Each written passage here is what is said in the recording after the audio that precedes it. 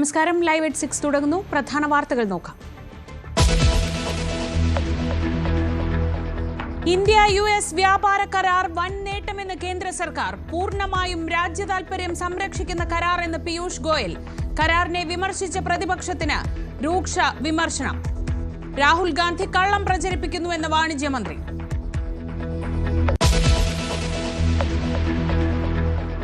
മുൻ കരസേനാ മേധാവി MM നരവനെയുടെ പുസ്തകത്തിലെ ചൈന പരാമർശം ഇന്നും ലോക്സഭയിൽ വിഷയമായി. ചേർന്ന് നേർക്ക് പേപ്പർ വലിച്ചെറിഞ്ഞ പ്രതിപക്ഷാംഗങ്ങൾ. ഹൈബീഡിനും ഡീൻ കുര്യാക്കോസും അടക്കം 8 MPമാർക്ക് സസ്പെൻഷൻ.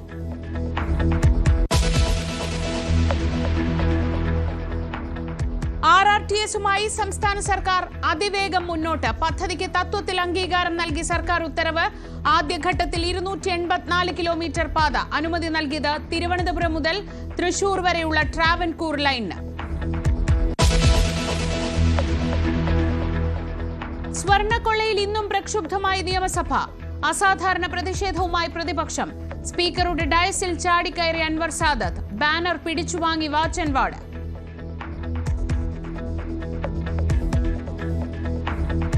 എല്ലാ ദിവസവും ആവർത്തിച്ചു പറയുന്നുണ്ട്, അംഗങ്ങളില്ലെങ്കിൽ പ്രതിപക്ഷ നേതാവിനും മൈക്ക് കയറില്ലെന്ന്.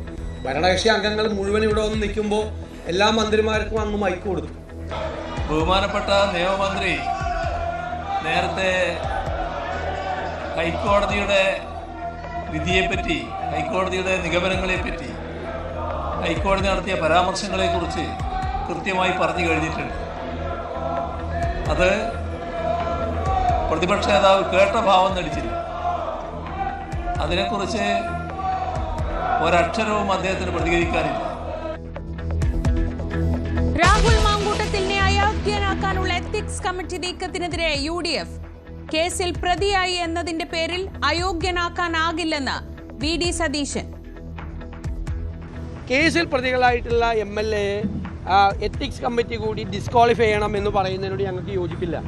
അതിനുള്ള അധികാരം എത്തിക്സ് കമ്മിറ്റിക്കും ഇല്ല, നിയമസഭയ്ക്കും ഇല്ല, കോമ്പിറ്റൻസി ഇല്ല. അപ്പോൾ ഒരു ആവശ്യമില്ലാത്ത പ്രീസിഡൻസ് ഉണ്ടാക്കാൻ പാടില്ല. കോൺഗ്രസ് ഇങ്ങനെ ഒരു നിലപാട് എടുത്തില്ലെങ്കിലേ അത്ഭുതമുള്ളൂ എന്ന് MV ഗോവിന്ദൻ.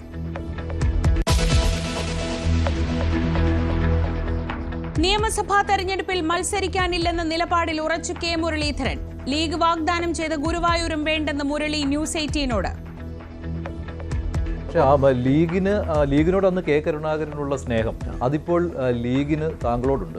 താങ്കൾ എവിടെ നിന്ന് വേണമെങ്കിലും മത്സരിച്ച് ജയിച്ചു വരണമെന്ന് ലീഗ് ആഗ്രഹിക്കുന്നുണ്ട്. അതുകൊണ്ട് ഗുരുവായൂർ വേണമെങ്കിൽ അവർ വിട്ടുതരും. അല്ല, അവർക്ക് വിട്ടു എന്നാൽ സബ്സ്റ്റിറ്റ്യൂട്ട് സീറ്റ് കൊടുക്കണം. രണ്ട് കാര്യമുണ്ട്. ഒന്ന്, ഗുരുവായൂർ അല്ലെങ്കിൽ അവർക്ക് അങ്ങനൊരു ഫൈറ്റിംഗ് ചാൻസുള്ള സീറ്റ് വേറെ ഇല്ല തൃശ്ശൂർ ജില്ലയിൽ. അതുകൊണ്ടാണ് ഞാൻ പറഞ്ഞത് വെറുതെ അവർ ഡിസ്റ്റർബ് ചെയ്യാൻ നിൽക്കണ്ട. മാത്രമല്ല, അവർ സ്ഥാനാർത്ഥികളാക്കാൻ പരിഗണിക്കുന്ന പല പേരുകാരും കഴിഞ്ഞ ലോക്സഭയിൽ എനിക്ക് വേണ്ടി സജീവമായിട്ട് ഫീൽഡുണ്ടായി. കൊച്ചിയിൽ UDFനുമേൽ സമ്മർദ്ദം ചെലുത്തി ലത്തീൻ സഭ.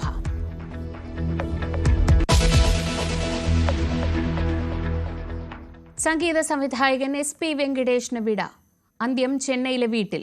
ഓർമ്മയായത് മലയാളത്തിലടക്കം 150ഓളം ചിത്രങ്ങൾക്ക് സംഗീതം നൽകിയ പ്രതിഭ.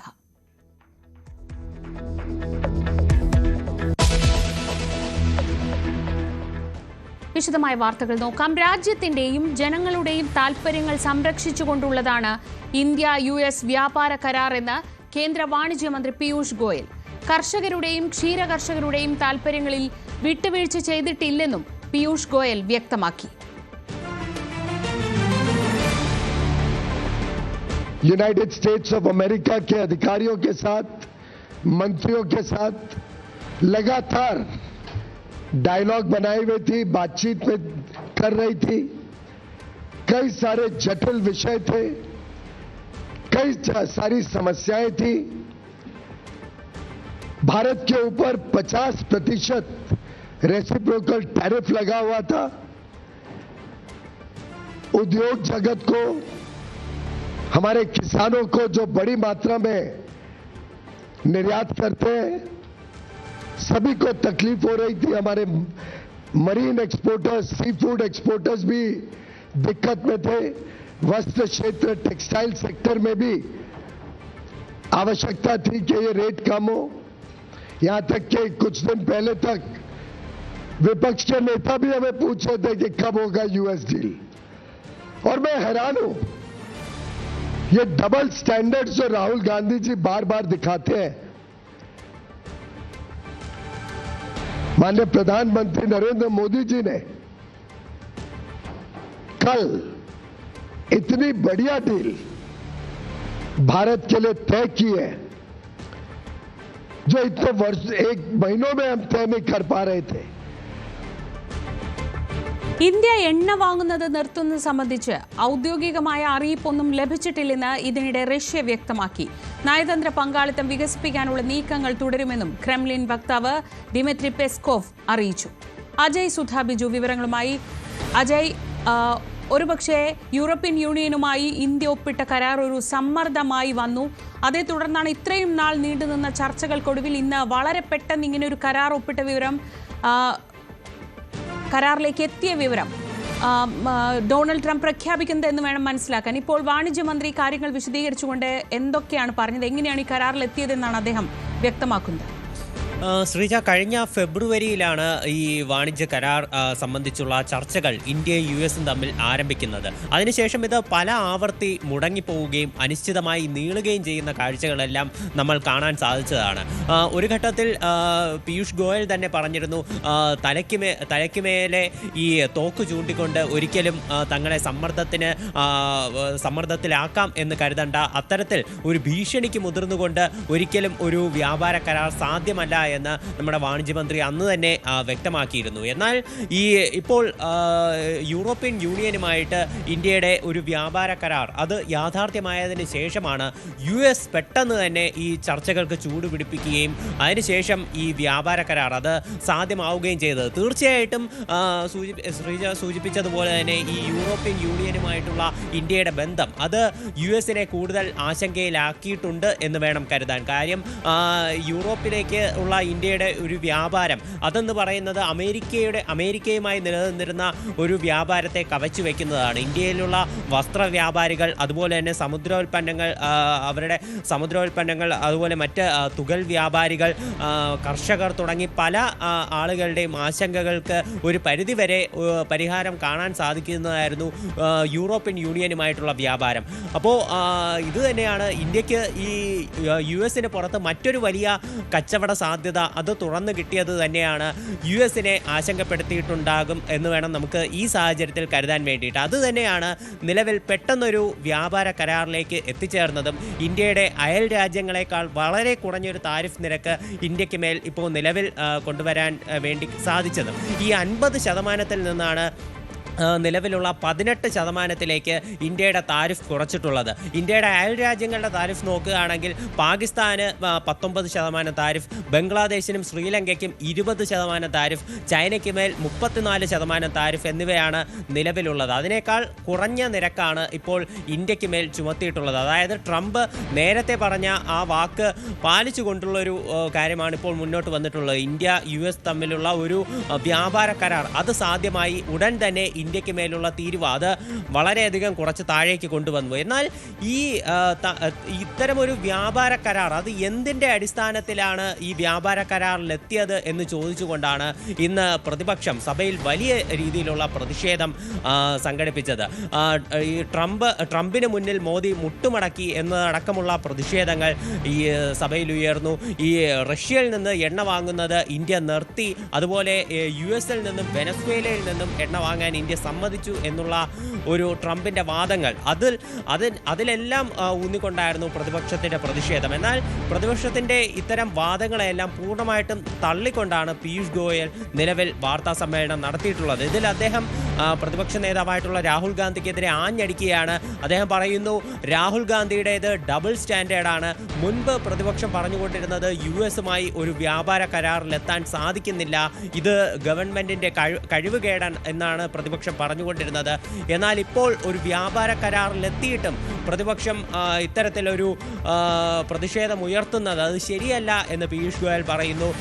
ഇന്ത്യയുടെ ഈ ക്ഷീര കർഷകരുടെയും അതുപോലെ തന്നെ മറ്റ് കർഷകരുടെയും ഒന്നും തന്നെ താല്പര്യങ്ങൾ അത് ബലികഴിപ്പിക്കാത്ത രീതിയിലാണ് ഈ വ്യാപാര കരാറിൽ ഒപ്പിട്ടതെന്നാണ് പീയൂഷ് ഗോയൽ പറഞ്ഞത്. നമുക്കറിയാം, മുൻപ് പ്രധാനമന്ത്രി നരേന്ദ്രമോദി ഉൾപ്പെടെ വേദിയിൽ പറഞ്ഞൊരു കാര്യമാണ്, US-മായി അല്ലെങ്കിൽ ഈ അന്താരാഷ്ട്ര വിപണിയിൽ നിരവധി അനിശ്ചിതത്വങ്ങൾ നിലനിൽക്കുമ്പോൾ രാജ്യത്തുള്ള ക്ഷീര കർഷകരുടെയും മറ്റു കർഷകരുടെയും താല്പര്യങ്ങൾ ഒരിക്കലും വിട്ടു നൽകില്ല. ഇത് കാരണം തനിക്ക് വ്യക്തിപരമായ ചില നഷ്ടങ്ങൾ ഉണ്ടായേക്കാം, എന്നാൽ അതെല്ലാം തൻ്റെ രാജ്യത്തെ ജനങ്ങൾക്ക് വേണ്ടി സഹിക്കും എന്നാണ് മുൻപ് നരേന്ദ്രമോദി പറഞ്ഞത്. ഇപ്പോഴും പീയൂഷ് ഗോയൽ ഈ കാര്യം തന്നെയാണ് ആവർത്തിക്കുന്നത്. എന്നാൽ ഇന്ത്യക്കുള്ള ഒരു ആശങ്ക എന്ന് പറയുന്നത് അമേരിക്കയുടെ കാർഷിക സെക്രട്ടറി ആയിട്ടുള്ള ബ്രൂക്ക് റോളിൻസ് പറഞ്ഞ ഒരു പരാമർശമാണ്. അതായത് ബ്രൂക്ക് റോളിൻസ് പറഞ്ഞത് US-മായി ഈ വ്യാപാര കരാറിൽ ഇന്ത്യ ഏർപ്പെട്ടതോടെ ഇന്ത്യയുടെ ഒരു കാർഷിക മേഖല അത് US-ന് തുറന്നു നൽകപ്പെട്ടു. ഇതോടെ US-ലുള്ള കാർഷിക ഉൽപ്പന്നങ്ങൾ ഇന്ത്യയിലേക്ക് ഇറക്കുമതി ചെയ്യാൻ സാധിക്കും, ഇന്ത്യയിൽ കച്ചവടം ചെയ്യാൻ സാധിക്കും എന്നാണ് ബ്രൂക്ക് റോളിൻസ് പറഞ്ഞത്. ഇപ്പോൾ യൂറോപ്യൻ യൂണിയനുമായിട്ട് ഇന്ത്യ വ്യാപാര കരാറിൽ ഏർപ്പെട്ടപ്പോൾ പോലും ഈ കാർഷിക മേഖല അത് യൂറോപ്യൻ യൂണിയൻ്റെ പൂർണ്ണമായിട്ടും തുറന്നു നൽകുന്ന ഒരു സമീപനം ഇന്ത്യ സ്വീകരിച്ചിരുന്നില്ല. ക്ഷീരമേഖലയ്ക്ക് ഉൾപ്പെടെ അവിടെ ഒരു നിയന്ത്രണം ഏർപ്പെടുത്തി. എന്നാൽ ആപ്പിൾ വിപണി മാത്രമാണ് ഈ തുറന്നു കൊടുക്കപ്പെട്ടത്. ഇതിലുൾപ്പെടെ ഒരു പ്രതിഷേധം വന്നതാണ്. മറ്റ് കാർഷിക മേഖലകളിലെല്ലാം ഇന്ത്യ കടുത്ത നിയന്ത്രണം പാലിച്ചുകൊണ്ടാണ് ആ വ്യാപാര കരാർ ഒപ്പിട്ടത്. എന്നാൽ ഈ US-ലുള്ള ഒരു കാർഷിക സെക്രട്ടറി തന്നെ ഇത്തരത്തിൽ US-ൻ്റെ കാർഷിക രംഗം അത് ഇന്ത്യക്ക് മുമ്പാകെ തുറന്ന് വയ്ക്കപ്പെട്ടു.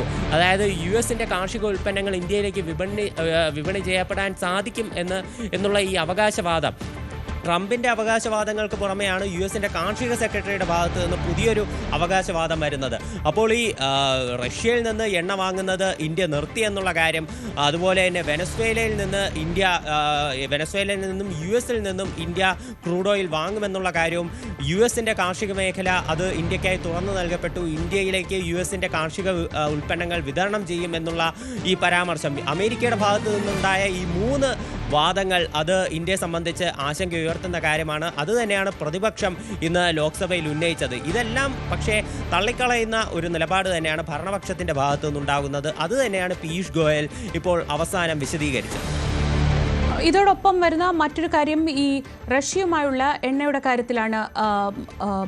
അജയ്, ഈ വിഷയത്തിൽ വലിയ ആരോപണങ്ങളൊക്കെയാണ് ഉന്നയിക്കപ്പെടുന്നത്. പക്ഷേ ഇക്കാര്യത്തിൽ ഒരു ഔദ്യോഗികമായ സ്ഥിരീകരണം വന്നിട്ടില്ല. ഇപ്പോൾ റഷ്യയുടെ ഭാഗത്തു നിന്നൊരു പ്രതികരണം വരുന്നുണ്ടല്ലോ.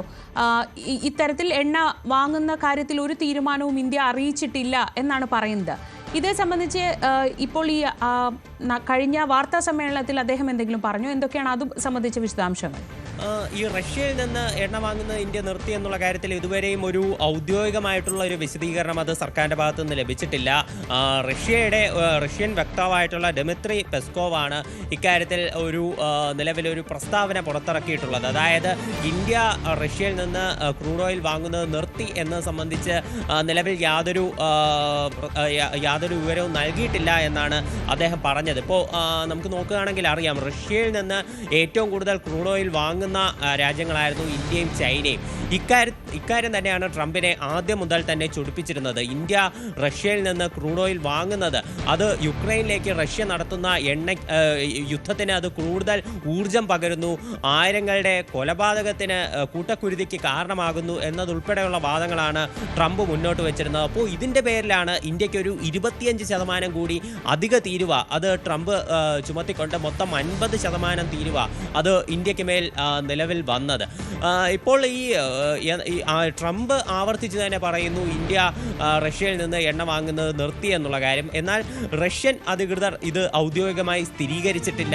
ഇന്ത്യയും ഇക്കാര്യത്തിൽ ഒരു ഔദ്യോഗിക പ്രതികരണം നടത്തിയിട്ടില്ല. ഇപ്പോൾ നമ്മുടെ എണ്ണവിലയുടെ കാര്യം നോക്കുകയാണെങ്കിൽ റഷ്യയിൽ നിന്ന് വളരെ കുറഞ്ഞ വിലയ്ക്കാണ് ക്രൂഡ് ഓയിൽ ഇന്ത്യക്ക് ലഭിച്ചുകൊണ്ടിരിക്കുന്നത്. ഇന്ത്യ അവസാനമായിട്ട് പെട്രോളിനൊരു വിലവർധന ഉണ്ടാക്കിയത് 2021 നവംബറിലാണ്. അതിനുശേഷം ഒരു വിലവർധന ഉണ്ടായിട്ടില്ല. 2022 മാർച്ചിൽ എക്സൈസ് തീരുവ അത് കട്ട് ചെയ്യുന്നൊരു കാര്യം കൂടി കേന്ദ്ര സർക്കാർ ചെയ്തിരുന്നു. അതിനുശേഷം ക്രൂഡ് ഓയിലിൻ്റെ ഇന്ത്യയിലുള്ള പെട്രോളിൻ്റെ വില അത് വളരെയധികം താഴേക്ക് വരുന്ന ഒരു കാഴ്ച കാണാൻ സാധിച്ചു. പക്ഷേ ഇപ്പോൾ ഈ ഒരു റഷ്യയിൽ നിന്ന് ക്രൂഡ് ഓയിൽ വാങ്ങുന്നത് നിർത്തി ഇന്ത്യ US-ൽ നിന്നും വെനസ്വേലയിൽ നിന്നും വാങ്ങുന്നത് ഇപ്പോൾ പ്രാവർത്തികമായി വരികയാണെങ്കിൽ സ്വാഭാവികമായിട്ടും അവിടെ നിന്ന് കൂടിയ നിരക്കിലായിരിക്കും ക്രൂഡ് ഓയിൽ ഇന്ത്യയിലേക്ക് ഒഴുകുക. അങ്ങനെയാണെങ്കിൽ പതിയെയാണെങ്കിലും പോലും സർക്കാരിന് ക്രൂഡ് ഓയിൽ ഈ പെട്രോളിൻ്റെ വില വർദ്ധിപ്പിക്കുന്ന ഒരു നിലപാടിലേക്ക് വരേണ്ടി വരും. അങ്ങനെയാണെങ്കിൽ അത് സർക്കാരിന് വലിയ രീതിയിലുള്ളൊരു തിരിച്ചടിയുമായി വരാൻ സാധ്യതയുണ്ട്. എന്തായാലും ഇന്ത്യയിലുള്ള സർക്കാർ മേഖലകളിൽ നിന്ന് ഒന്നും തന്നെ ഈ മിനിസ്ട്രിയിൽ നിന്നാണെങ്കിലും അതുപോലെ തന്നെ സർക്കാർ വക്താക്കളിൽ നിന്നാണെങ്കിലും യാതൊരുവിധ ഔദ്യോഗിക സ്ഥിരീകരണവും ഇക്കാര്യത്തിൽ നിലവിൽ ഈ നിമിഷം വരെയും ഉണ്ടായിട്ടില്ല. ശരി, അജയ് സുധ ബിജുവാണ് വിവരങ്ങൾ നൽകിയത്. മുൻ കരസേനാ മേധാവി ജനറൽ MM നരവനെയുടെ ഓർമ്മക്കുറിപ്പ് ആയുധമാക്കി ഇന്നും പ്രതിപക്ഷം ലോക്സഭയിൽ. ലേഖനം വായിക്കാൻ പ്രതിപക്ഷ നേതാവ് രാഹുൽ ഗാന്ധി ശ്രമിച്ചതോടെ സ്പീക്കർ ഇടപെട്ട് തടഞ്ഞു. കരസേനാ മേധാവി ജനറൽ MM നരവനെ ചൂണ്ടിക്കാട്ടിയ കാര്യങ്ങൾ ആധികാരികമെന്ന് ഉറപ്പാക്കിയെന്ന് പറഞ്ഞുകൊണ്ടാണ് രാഹുൽ പ്രസംഗം ആരംഭിച്ചത്. ഇതോടെ പ്രതിപക്ഷവും ഭരണപക്ഷവും പ്രതിഷേധവുമായി രംഗത്തെത്തി. തുടർന്ന് സഭ താൽക്കാലികമായി നിർത്തിവെച്ചു. രാഹുലിനെ പ്രസംഗിക്കാൻ അനുവദിക്കാത്തതിന്റെ പേരിൽ കോൺഗ്രസ് MPമാർ ലോക്സഭാ സെക്രട്ടറി ജനറലിന്റെ ടേബിളിൽ കയറി പേപ്പറുകൾ കീറിയെറിഞ്ഞു. വിഷയത്തിൽ BJPയുടെ പരാതിയിൽ ഹൈബി ഈഡൻ, ഡീൻ കുര്യാക്കോസ് ഉൾപ്പെടെ 8 പേരെ സസ്പെൻഡ് ചെയ്തു. ഈ സഭാ കാലയളവ് തീരുന്നതുവരെയാണ് സസ്പെൻഷൻ. പ്രതിഷേധങ്ങളെ തുടർന്ന് ലോക്സഭ ഇന്നത്തേക്ക് പിരിഞ്ഞു.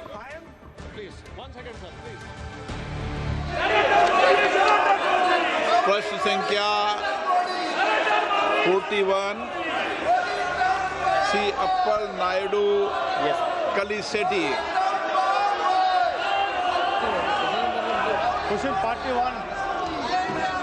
प्रश्नकाल तो माननीय सदस्यों का समय होता है.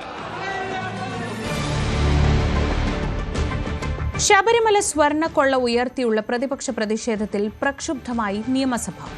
SIT അന്വേഷണം വഴിമുട്ടി എന്നാരോപിച്ചുള്ള പ്രതിഷേധത്തിൽ സഭാ നടപടികൾ സ്തംഭിച്ചു. സ്പീക്കറുടെ ഡയസിലേക്ക് പ്രതിപക്ഷ MLAമാർ ചാടിക്കടക്കാൻ ശ്രമിച്ചതോടെ അസാധാരണ രംഗങ്ങൾക്കും സഭ ഇന്ന് സാക്ഷ്യം വഹിച്ചു. ഹൈക്കോടതി തന്നെ അന്വേഷണത്തിൽ സംതൃപ്തി രേഖപ്പെടുത്തിയിട്ടുണ്ടെന്നും കോടതിയുടെ ശക്തമായ അടിയേറ്റ ശേഷം സഭയിൽ ബഹളം വെച്ച് കാര്യങ്ങൾ നേടാനാണ് ശ്രമമെന്ന് മുഖ്യമന്ത്രിയും മന്ത്രിമാരും തിരിച്ചടിച്ചു. ശബരിമല സ്വർണ്ണക്കൊള്ളയുടെ തുടക്കകാലത്ത് സഭയിൽ സ്വീകരിച്ചതിന് സമാനമായ നിലപാടാണ് പ്രതിപക്ഷം ഇന്നും സ്വീകരിച്ചത്. സഭാ നടപടികളുമായി ഒരു തരത്തിലും സഹകരിക്കേണ്ടതാണ് പ്രതിപക്ഷത്തിന്റെ തീരുമാനം. അത് വ്യക്തമാക്കിയാണ് സഭ ചോദ്യോത്തര വേളയിലേക്ക് കടക്കുമ്പോൾ തന്നെ തുടക്കത്തിൽ തന്നെ 9 മണിക്ക് തന്നെ പ്രതിപക്ഷ നേതാവ് നിലപാട് വ്യക്തമാക്കിയത്. SITയുടെ അന്വേഷണം നിലയ്ക്കുകയാണ്, അത് തടസ്സപ്പെടുകയാണ്, അന്വേഷണത്തിൽ വിശ്വാസമില്ല, അതുകൊണ്ട് പ്രതിപക്ഷം സഭാ നടപടികളുമായി സഹകരിക്കില്ല എന്ന് പ്രതിപക്ഷ നേതാവ് വ്യക്തമാക്കി. സ്പീക്കർ അത് ചെവിക്കൊണ്ടില്ല. ചോദ്യോത്തര വേളയുമായി മുന്നോട്ട് പോകാൻ അദ്ദേഹം നിർദ്ദേശം നൽകി. അതിന്റെ അടിസ്ഥാനത്തിൽ മന്ത്രിമാരോട് ചോദ്യങ്ങൾ MLAമാർ ഉന്നയിച്ചു. മന്ത്രിമാർ മറുപടിയും പറഞ്ഞു. അതേസമയം പ്രതിപക്ഷത്തിൽ ശക്തമായ പ്രതിഷേധം സഭയിൽ തുടരുകയായിരുന്നു. ഇതിനിടയിലാണ് മന്ത്രി V ശിവൻകുട്ടി സംസാരിക്കുമ്പോൾ അദ്ദേഹം ആരോപിച്ചത് പ്രതിപക്ഷ നേതാവ് പ്രതിപക്ഷ MLAമാരോട് സ്പീക്കർ ഡയസിലേക്ക് ചാടിക്കടക്കാൻ ഉപദേശം നൽകുകയാണെന്ന് ശിവൻകുട്ടി പറഞ്ഞു. അയ്യപ്പ ഭക്തിഗാനത്തിന്റെ പാരഡി അടക്കം പാടിക്കൊണ്ടായിരുന്നു പ്രതിപക്ഷത്തിന്റെ പ്രതിഷേധം. അതിന് മറു പാരഡിയുമായി V ശിവൻകുട്ടിയും രംഗത്തു വന്നു. ശിവൻകുട്ടിയുടെ സംസാരത്തിന് തൊട്ടു പിന്നാലെ അൻവർ സാദത്ത്, ആലുവ MLA അൻവർ സാദത്ത് കാലെടുത്ത് വെച്ച് സ്പീക്കർ ഡയസിനുള്ളിലേക്ക് കയറി. അപ്പോൾ തന്നെ വാച്ചാൻപാട് അദ്ദേഹത്തെ പിന്തിരിപ്പിക്കാൻ ശ്രമിച്ചുവെങ്കിലും അത് സാധിച്ചില്ല. ഇതിനിടെ സഭ നിർത്തിവെച്ച് സ്പീക്കർ ചേംബറിലേക്ക് മടങ്ങുകയായിരുന്നു.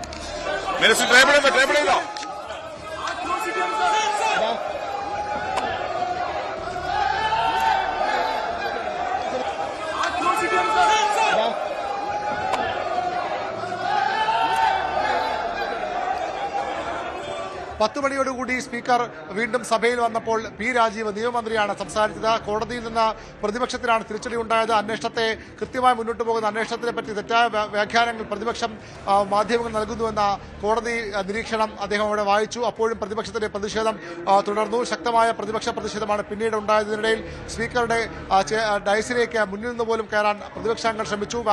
വാച്ചാൻവാർഡ് തടസ്സപ്പെടുത്തി. സ്പീക്കറുടെ മുഖം മറച്ച് ബാനർ ഉയർത്തി.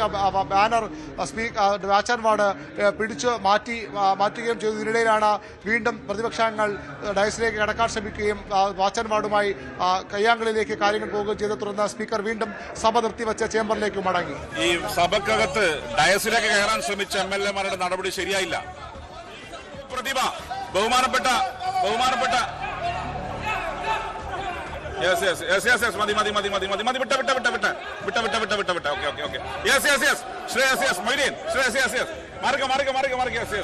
സ്പീക്കർ ഏകപക്ഷീയമായാണ് പെരുമാറുന്നതെന്നാണ് പിന്നീട് സഭ ചേർന്നപ്പോൾ പ്രതിപക്ഷ നേതാവിന്റെ ആരോപണം. എന്നാൽ ഡേസിലേക്ക് കയറി നടപടി ശരിയായെന്ന് സ്പീക്കറും വിമർശിച്ചു. ഇതിനിടെ പ്രതിപക്ഷ നേതാവ് പറഞ്ഞു, എന്തുകൊണ്ട് മന്ത്രിമാർക്ക് മൈക്ക് നൽകുന്നു, പ്രതിപക്ഷ നേതാവിന് അവസരം നിഷേധിക്കുന്ന ചോദ്യമായി പ്രതിപക്ഷ നേതാവ് വീണ്ടും എഴുന്നേറ്റു.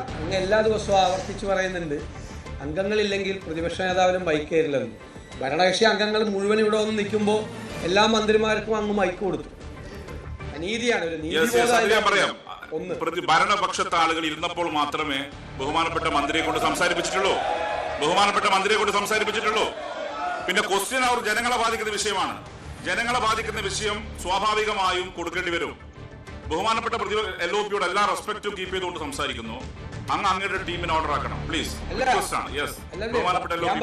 ഭരണകക്ഷി അംഗങ്ങൾ ഇവിടെ നിൽക്കുമ്പോൾ മന്ത്രിമാർക്ക് അങ്ങ് മൈക്ക് കൊടുത്തു. രണ്ട് നീതി പാടില്ല എന്ന് ഞാൻ അങ്ങേ ഓർപ്പിച്ചാണ്. പ്രതിപക്ഷ അംഗങ്ങൾ നടുത്തരത്തിലുള്ളപ്പോൾ മൈക്ക് നൽകിയിട്ടില്ല. പ്രതിപക്ഷത്തെ ഓർഡറിലാക്കേണ്ടത് പ്രതിപക്ഷ നേതാവിന് ചുമതലയാണെന്ന് പറഞ്ഞുകൊണ്ട് പ്രതിപക്ഷത്തെ രൂക്ഷ വിമർശനം സ്പീക്കർ നടത്തിയതിനിടെ മുഖ്യമന്ത്രി പിണറായി വിജയനും പ്രതിപക്ഷത്തിനെതിരെ അതിരൂക്ഷ വിമർശനങ്ങളുമായി എഴുന്നേറ്റു. ബഹുമാനപ്പെട്ട നിയമമന്ത്രി നേരത്തെ ഹൈക്കോടതിയുടെ വിധിയെപ്പറ്റി, ഹൈക്കോടതിയുടെ നിഗമനങ്ങളെപ്പറ്റി, ഹൈക്കോടതി നടത്തിയ പരാമർശങ്ങളെക്കുറിച്ച് കൃത്യമായി പറഞ്ഞു കഴിഞ്ഞിട്ടുണ്ട്. അത് പ്രതിപക്ഷ നേതാവ് കേട്ട ഭാവം നടിച്ചില്ല. അതിനെക്കുറിച്ച് ഒരക്ഷരവും അദ്ദേഹത്തിന് പ്രതികരിക്കാനില്ല. ഇതിനിടെ ഒരു കാരണവശാലും നടപടികളുമായി സഹകരിക്കാൻ കഴിയില്ല. ഏകപക്ഷീയമായാണ് സ്പീക്കർ പെരുമാറുന്നത്. മാത്രമല്ല, അന്വേഷണം അട്ടിമറിക്കപ്പെടുകയാണ്. ഇതുമായി സഹകരിച്ച് മുന്നോട്ട് പോകാൻ കഴിയില്ലെന്ന് വ്യക്തമാക്കി പ്രതിപക്ഷ നേതാവ് പ്രതിപക്ഷത്തെയും കൊണ്ട് സഭ ബഹിഷ്കരിച്ച് പുറത്തേക്ക് പോവുകയായിരുന്നു. SITയുടെ അന്വേഷണം ഏതാണ്ട് നിലച്ചിരിക്കുകയാണ്. 90 ദിവസം കഴിഞ്ഞിട്ടും പ്രാഥമിക കുറ്റപത്രം പോലും കൊടുക്കാതെ, കുറ്റപത്രം കൊടുത്തില്ല, പ്രാഥമിക കുറ്റപത്രം പോലും കൊടുക്കാതെ പ്രതികൾ ഒന്നൊന്നായി ജയിലിലിറങ്ങിയാണ്. എല്ലാം ജയിലിൽ നിന്നിറങ്ങിയാണ്. 3 പേര് ജയിലിൽ നിന്നിറങ്ങിയാണ്. അടുത്തത് ഉണ്ണികൃഷ്ണൻ പൊറ്റിയാണ് ജയിലിൽ നിന്നിറങ്ങുന്നത്. അതോടൊപ്പം തന്നെ CPM നേതാക്കളായ 3 പേരും ജയിലിൽ നിന്നിറങ്ങും. അപ്പോൾ ഇവരെ എല്ലാവരെയും ജയിലിൽ നിന്നിറക്കാൻ അന്വേഷണം മരവിപ്പിച്ച് കുറ്റപത്രം കൊടുക്കാതെ, പ്രാഥമികമായ കുറ്റപത്രം കൊടുക്കാതെ SIT അന്വേഷണം നിലച്ചിരിക്കുന്ന ഗുരുതരമായ സാഹചര്യമാണ്. തദ്ദേശ തെരഞ്ഞെടുപ്പിന് മുൻപ് തന്നെ പ്രതിപക്ഷം സ്വർണ്ണക്കൊള്ള ശക്തമായി നിയമസഭയിൽ ഉന്നയിച്ചിരുന്നു. അതേ ആയുധം തദ്ദേശ തെരഞ്ഞെടുപ്പിൽ പരീക്ഷിച്ച് വിജയിച്ച തങ്ങൾക്ക് വോട്ടായി മാറിയ ശബരിമല നിയമസഭാ തെരഞ്ഞെടുപ്പിലും ഗുണം ചെയ്യുമെന്ന തിരിച്ചറിവാണ് പ്രതിപക്ഷത്തിനുള്ളത്. അതുകൊണ്ട് തന്നെ ആ വിഷയം ഉയർത്തി സഭയിൽ ശക്തമായ പ്രതിഷേധത്തിനാണ് പ്രതിപക്ഷ തീരുമാനം. വരും ദിവസങ്ങളിലും അങ്ങനെ തന്നെ പ്രതിഷേധം തുടരും. അങ്ങനെ അതുകൊണ്ട് തന്നെ വ്യാഴാഴ്ച വരെയാണ് ഈ ഘട്ടത്തിൽ സഭ ചേരേണ്ടത്. പിന്നീട് 23 വീണ്ടും ചേരണം. പക്ഷേ അതുവരെ നീണ്ടുപോകാൻ ഇടയില്ല. ഒരുപക്ഷെ നാളെയോ മറ്റന്നാളോ സഭ അനിശ്ചിതകാലത്തേക്ക് പിരിയാനുള്ള സാധ്യത തള്ളിക്കളയാനാകില്ല. നടപടികൾ പൂർത്തിയാക്കി ബജറ്റ് പാസാക്കി ഈ ആഴ്ച തന്നെ സഭ പിരിയാനുള്ള സാധ്യതയാണ് ഇപ്പോൾ തുറന്നിടുന്നത്. ശബരിമല സ്വർണ്ണക്കൊള്ളയിൽ പ്രതിഷേധിച്ച് യുവമോർച്ച നിയമസഭയിലേക്ക് നടത്തിയ മാർച്ചിൽ സംഘർഷം. ജലപീരങ്കി പ്രയോഗത്തിൽ 2 പ്രവർത്തകർക്ക് പരിക്കേറ്റു. പിരിഞ്ഞു പോകാതിരുന്ന പ്രവർത്തകർക്ക് നേരെ പോലീസ് 2 തവണ കണ്ണീർ വാതകം പ്രയോഗിച്ചു.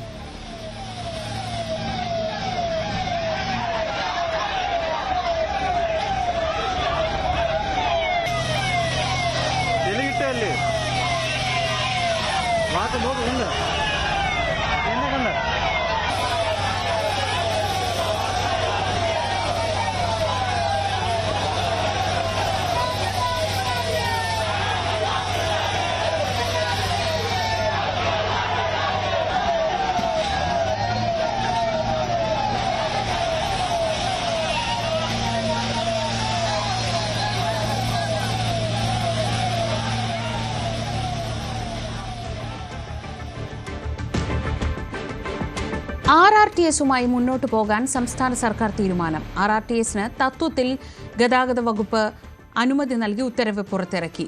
1,92,780 കോടിയാണ് പദ്ധതിക്ക് ചെലവ് കണക്കാക്കുന്നത്. തിരുവനന്തപുരം മുതൽ തൃശൂർ വരെയാണ് ആദ്യഘട്ടം. പദ്ധതി സംബന്ധിച്ച് കേന്ദ്രത്തെ അറിയിക്കുകയും ക്ലിയറൻസ് ലഭിക്കുന്നതിനായി ചർച്ച നടത്തുകയും ചെയ്യും. തിരുവനന്തപുരം മുതൽ കാസർഗോഡ് വരെയുള്ള 583 കിലോമീറ്റർ പദ്ധതി 12 വർഷം കൊണ്ട് പൂർത്തിയാക്കാനാണ് ആലോചിക്കുന്നത്. ശബരിമല സ്വർണ്ണക്കൊള്ളയിൽ ദേവസ്വം മുൻ അഡ്മിനിസ്ട്രേറ്റീവ് ഓഫീസർ മുരാരി ബാബുവിനെ ED ചോദ്യം ചെയ്യുകയാണ്. കൊച്ചി ED ഓഫീസിലാണ് ചോദ്യം ചെയ്യൽ. മുരാരി ബാബു അടക്കം 5 പേർക്കാണ് ED സമൻസ് അയച്ചത്. നേരത്തെ 2 തവണ മുരാരി ബാബുവിന് സമൻസ് അയച്ചിരുന്നു. എങ്കിലും പ്രത്യേക അന്വേഷണ സംഘത്തിന്റെ നടപടികളും അടക്കം ചൂണ്ടിക്കാണിച്ചുകൊണ്ട് അതിൽ ഇവിടെ ഹാജരായിരുന്നില്ല. പിന്നീടുള്ള സമൻസിനാണ് ഇപ്പോൾ ഹാജരായിരിക്കുന്നത്.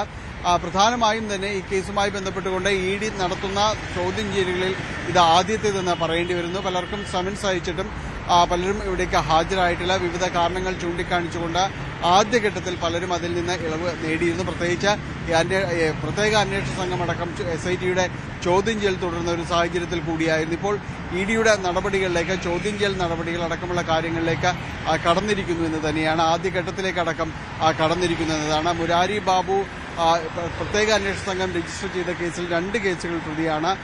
കട്ടിലപ്പാളി കേസിൽ 6ാം പ്രതിയും ദ്വാരപാലക ശില്പ കേസിൽ 2ാം പ്രതിയുമാണ് മുരാരി ബാബു. ദേവസ്വം ബോർഡ് മുൻ അഡ്മിനിസ്ട്രേറ്റീവ് ഓഫീസർ കൂടിയാണ് അദ്ദേഹം. ഇതിൽ പ്രധാനമായും തന്നെയും ഈ ശില്പങ്ങൾ പോറ്റിക്ക കയ്യിൽ കൊടുത്തുവിടുക എന്നതും അതോടൊപ്പം തന്നെ ഇതിനെ ചെമ്പുപാളികൾ എന്ന് രേഖപ്പെടുത്തിയതും മുരാരി ബാബു ആണെന്നാണ് പ്രത്യേക അന്വേഷണ സംഘം കണ്ടെത്തിയിരുന്നത്. ഏതാണ്ട് സമാനമായ രീതിയിൽ തന്നെയാണ് EDയുടെ അന്വേഷണവും മുന്നോട്ട് പോകുന്നത്.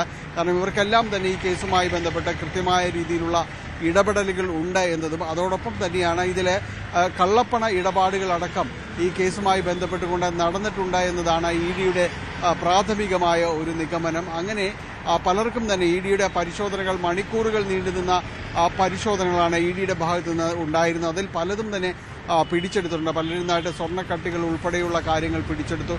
പലരെയും ബാങ്ക് അക്കൗണ്ടുകളിൽ അടക്കം തന്നെ പരിശോധന നടത്തുകയും വരവിൽ കണക്കിൽപ്പെടാത്തത് അത്രയും അവിടെ പണവും മറ്റും കണ്ടെത്തിയതായിട്ടുമെല്ലാം തന്നെ വിശദീകരിച്ചിരുന്നു. അപ്പോൾ ഇതുമായി ബന്ധപ്പെട്ടുകൊണ്ട് വിശദമായ ഒരു അന്വേഷണത്തിലേക്ക് തന്നെയാണ് ED കടക്കുന്നത്. വരും ദിവസങ്ങളിൽ കൂടുതൽ പേരുടെ ചോദ്യം ചെയ്യലുണ്ടാകാം.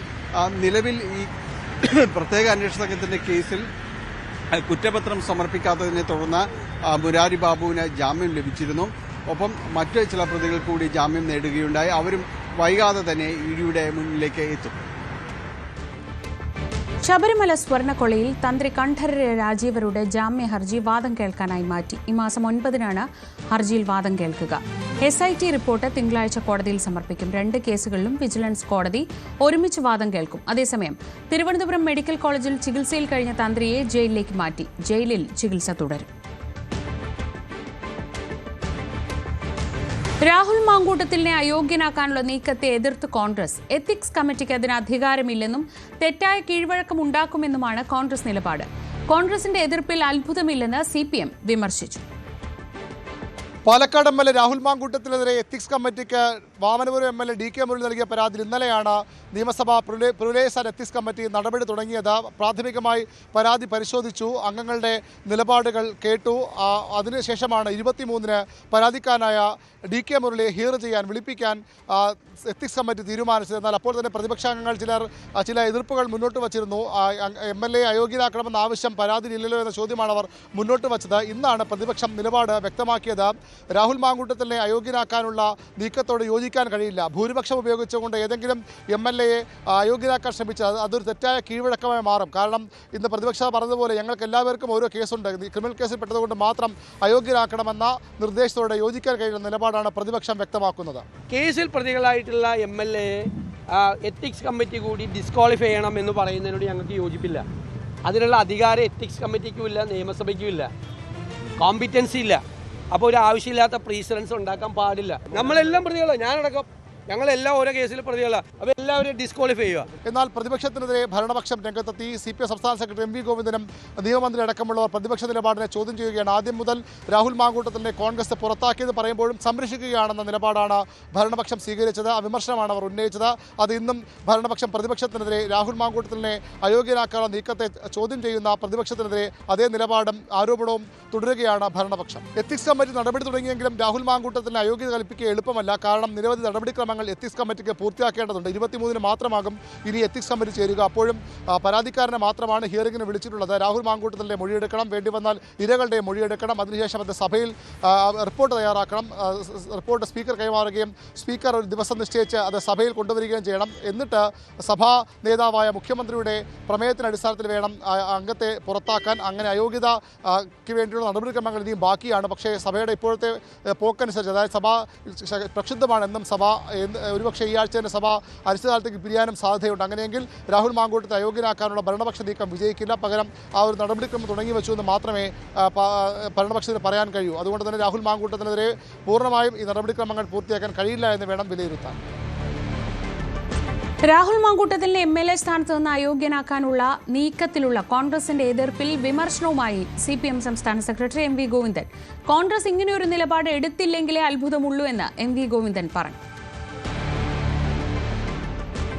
രാഹുൽ മാങ്കൂട്ടത്തിൽ സ്ത്രീ പീഡകനെന്ന പ്രസാധക MA ഷഹനാസ്. രാഹുൽ ഒരു കോഴിയാണ്, തെറ്റുകാരനല്ലെന്ന് ആണയിട്ട് പറഞ്ഞതിനാലാണ് അതിജീവിതകൾ നൽകിയ പരാതികൾക്കെതിരെ മാനനഷ്ട കേസ് നൽകണമെന്ന് പറഞ്ഞത്. രാഹുലിന്റെ വെളിപ്പെടുത്തലിൽ അഴിഞ്ഞു വീഴാൻ തനിക്ക് ഒന്നുമില്ല. രാഹുലിന്റെ വീട്ടിലെത്താൻ തന്റെ മുന്നിൽ ഇരിക്കാൻ തയ്യാറാണോ എന്നും ഷഹനാസ് വെല്ലുവിളിച്ചു. എന്നെ സംബന്ധിച്ച് എനിക്കിതൊരു വിഷയമല്ല. രാഹുൽ മാങ്കൂട്ടം ഇന്നലെ ആരോപിച്ച വിഷയങ്ങളിൽ അഴിഞ്ഞു വീഴാനുള്ള ഒന്നും MA ഷഹനാസ് എന്ന് പറയുന്ന വ്യക്തിയുടെ ജീവിതത്തിലില്ല. ഒന്നില്ലെങ്കിൽ രാഹുൽ മാങ്കൂട്ടത്തിനേക്കാൾ ഒരു കുറച്ചോണം കൂടുതൽ ഉണ്ടിട്ടുള്ള അനുഭവ പരിചയം, ഒരു സ്ത്രീയായിട്ട് ഇവിടെ നിൽക്കുന്നതിൻ്റെ അനുഭവ സമ്പത്ത് ഉള്ള ഒരാൾ തന്നെയാണ് MA ഷഹനാസ് എന്ന് പറയുന്ന ഞാൻ. അതുകൊണ്ട് തന്നെ രാഹുൽ മാങ്കൂട്ടം പറഞ്ഞിട്ടുള്ള ഓരോ കാര്യങ്ങൾക്കും രാഹുലിന്റെ മുഖത്ത് നോക്കി സംസാരിക്കാനുള്ള ആർജവം എനിക്കുണ്ട് എന്ന് പറയാനാണ് ഞാൻ ആഗ്രഹിക്കുന്നത്. രാഹുൽ മാങ്കൂട്ടത്തിന്റെ വീട്ടിൽ പോയിട്ട് രാഹുൽ മാങ്കൂട്ടത്തിനോട് അവൻ പറഞ്ഞിട്ടുള്ള ഇത്തരം മുഴുവൻ കാര്യങ്ങളെയും ചോദ്യം ചെയ്യാനുള്ള കപ്പാസിറ്റി ഉള്ള ഒരു സ്ത്രീയാണ് ഞാൻ എന്തെങ്കിലും ഒരു കാര്യം നിങ്ങളോട് മുന്നിൽ അല്ലെങ്കിൽ സമൂഹത്തിന് മുന്നിൽ വന്ന് പറയുന്നുണ്ടെങ്കിൽ അതിലെനിക്ക് ഉത്തമ ധാരണയില്ലാതെ ഞാൻ പറയില്ല. അതുകൊണ്ട് തന്നെ രാഹുൽ മാങ്കൂട്ടം എന്ന് പറയുന്ന വ്യക്തി ഏറ്റവും കോൺഗ്രസിനകത്ത് കോൺഗ്രസിനെ നയിക്കുന്ന അല്ലെങ്കിൽ കോൺഗ്രസിന്റെ അസറ്റാണ് എന്ന് വാദിച്ചിട്ടുള്ള ഒരുപാട് ആളുകൾക്കിടയിൽ ഈ കോഴിയായിട്ടുള്ള രാഹുൽ മാങ്കൂട്ടം അയച്ച ഒരു മെസ്സേജിന്, അങ്ങനെ മെസ്സേജ് അയച്ചതിനെതിരെ അതും കൊണ്ട് പ്രതികരിക്കുന്ന, സ്ക്രീൻഷോട്ട് ഇട്ട് പ്രതികരിക്കുന്ന ഒരു വ്യക്തിയല്ല ഷഹനാസ്. അവർ പറയുന്നത് ഏതൊക്കെ കോഴികളെ ഏതൊക്കെ ലെവലിൽ നിർത്തണം എന്ന് ഉത്തമ ബോധ്യമുള്ളത് കൊണ്ട് രാഹുൽ മാങ്കൂട്ടം എന്ന് പറയുന്ന കോഴീനെ നിർത്തേണ്ടടുത്ത് നിർത്തിയിട്ടുള്ള ഒരു വ്യക്തിയാണ് ഷഹനാസ്. രാഹുൽ മാങ്കൂട്ടം എന്ന് പറയുന്ന കോഴീനെ നിർത്തേണ്ട സ്ഥലത്ത് ഞാൻ നിർത്തിയിട്ടുണ്ട്. ഇന്നും ഞാൻ പറയാം, നാളെ നിങ്ങൾ റെഡിയാണെങ്കിൽ അടൂരുള്ള രാഹുൽ മാങ്കൂട്ടത്തിന്റെ വീട്ടില് അവന്റെ അമ്മയുടെയും അവന്റെ മുന്നിൽ ഞാൻ പറഞ്ഞതും അവൻ പറഞ്ഞതുമായിട്ട് എന്റെ ഫോൺ ഞാൻ വെക്കും. എനിക്ക് മറച്ചു വെക്കാൻ ഈ ഫോണിൽ ഒന്നുമില്ല. ഏത് പരിശോധനകൾക്കും ഞാൻ വിധേയമാക്കും. ധൈര്യമുണ്ടോ രാഹുൽ മാങ്കൂട്ടത്തിന്? സംഗീത സംവിധായകൻ SP വെങ്കടേഷ് അന്തരിച്ചു. ചെന്നൈയിലെ വീട്ടിൽ ഹൃദയാഘാതത്തെ തുടർന്നായിരുന്നു അന്ത്യം. 70 വയസ്സായിരുന്നു. 1980കളിലും 90കളിലും മലയാള സിനിമയിൽ തിളങ്ങി നിന്ന സംഗീത സംവിധായകനായിരുന്നു അദ്ദേഹം. രാവിലെ വീട്ടിലെ ശുചിമുറിയിൽ വെച്ച് ഹൃദയാഘാതം അനുഭവപ്പെട്ട് ആശുപത്രിയിൽ എത്തിച്ചെങ്കിലും ജീവൻ രക്ഷിക്കാനായില്ല. മലയാളികൾക്ക് ഏറെ പ്രിയപ്പെട്ട കിലുക്കം, മിന്നാരം, ജോണി പോക്കർ, കൗരവർ, സ്ഫടികം, ധ്രുവം, കിഴക്കൻ പത്രോസ്, ഹിറ്റ്ലർ, ദേവാസുരം തുടങ്ങി നിരവധി സിനിമകളിലെ ഗാനങ്ങൾക്ക് അദ്ദേഹം സംഗീതം നൽകി. പൈതൃകം എന്ന ചിത്രത്തിന് മികച്ച സംഗീത സംവിധായകനുള്ള സംസ്ഥാന ചലച്ചിത്ര അവാർഡും അദ്ദേഹം നേടി. ജമ്മുകശ്മീരിൽ ഭീകരവാദികൾക്ക് നേരെ സുരക്ഷാ സേനയുടെ വെടിവെപ്പ്. ഉധംപൂർ ജില്ലയിലെ ജാഫർ വനത്തിനുള്ളിൽ പോലീസിന്റെയും സൈന്യത്തിന്റെയും നേതൃത്വത്തിൽ നടന്ന സംയുക്ത പെട്രോളിംഗിനിടെയായിരുന്നു സംഭവം. ഭീകരർ സൈന്യത്തിന് നേരെ വെടിയുതിർക്കുകയായിരുന്നു. ഇതുവരെ മറ്റനിഷ്ട സംഭവങ്ങളൊന്നും റിപ്പോർട്ട് ചെയ്തിട്ടില്ല. ജെയ്ഷെ മുഹമ്മദ് ഭീകര സംഘടനയ്ക്ക് കീഴിലുള്ളവരാണ് ആക്രമണത്തിന് പിന്നിലെന്നാണ് സൂചന. മേഖലയിൽ സൈന്യത്തിന്റെ തെരച്ചിൽ തുടരുകയാണ്. നിയമസഭാ തെരഞ്ഞെടുപ്പ് അടുത്തിരിക്കെ പാർട്ടിയെ പ്രതിരോധത്തിലാക്കി തമിഴ്നാട് BJP മുൻ സംസ്ഥാന അധ്യക്ഷൻ കെ അണ്ണാമലൈ. നിയമസഭാ മണ്ഡലങ്ങളുടെ ചുമതലയിൽ നിന്ന് ഒഴിവാക്കണമെന്ന് അണ്ണാമലൈ BJP സംസ്ഥാന നേതൃത്വത്തോട് ആവശ്യപ്പെട്ടു. അച്ഛനെ പരിചരിക്കേണ്ടതുണ്ടെന്നും തുടർച്ചയായി യാത്ര ചെയ്യാൻ ബുദ്ധിമുട്ടുണ്ടെന്നും കാണിച്ചാണ് അണ്ണാമലൈയുടെ ആവശ്യം. 6 നിയമസഭാ മണ്ഡലങ്ങളുടെ ചുമതലയായിരുന്നു അണ്ണാമലൈക്ക്. താൻ മത്സരിക്കണോ വേണ്ടയോ എന്ന് പാർട്ടി ഉചിതമായ സമയത്ത് തീരുമാനമെടുക്കുമെന്നാണ് അണ്ണാമലൈ പ്രതികരിച്ചത്.